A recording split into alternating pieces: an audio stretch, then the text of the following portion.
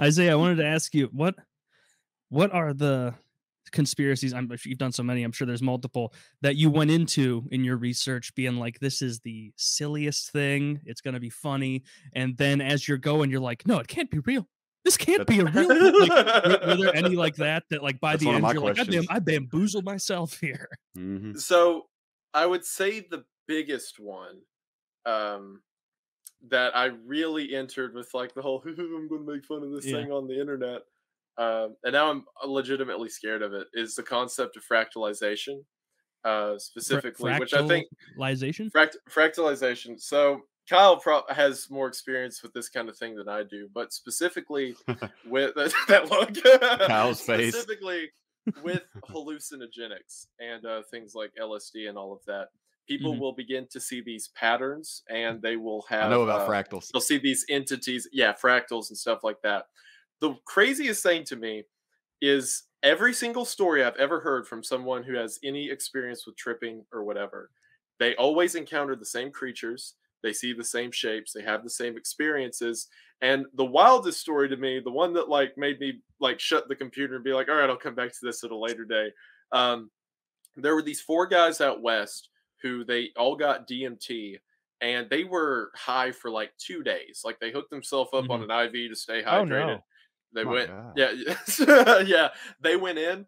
All 4 of them came out and said that they had met each other, that they had talked to each other in this fractal plane or whatever. And then while telling the story to other people, were able to accurately relay who each other was, what they did, and they all had like a shared experience in this plane of existence or whatever. And I was like, no, that can't be real. And then I keep finding more and more, and it's driven me up a wall. So that's interesting to me.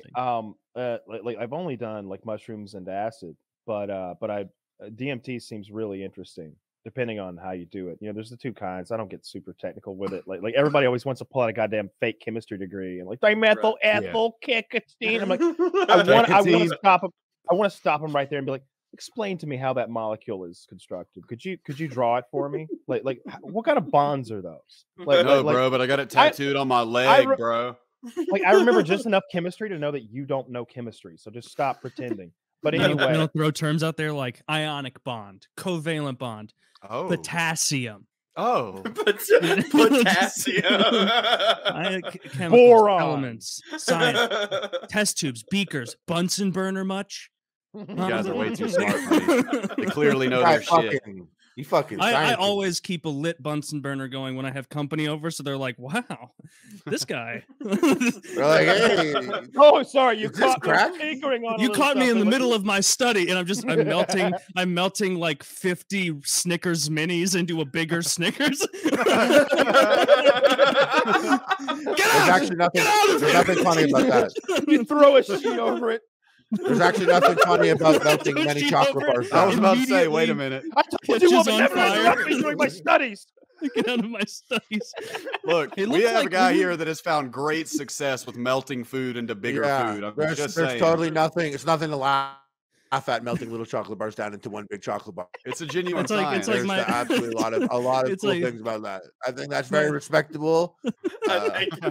My wife telling me that like no matter how hard I work, no one is going to buy my $10 million bar, which is 100 grams melted. It's a $10 million bar. It's in the shape of Reese's. Ahead of your time. I wrote to Frito-Lay. They have not got back to me.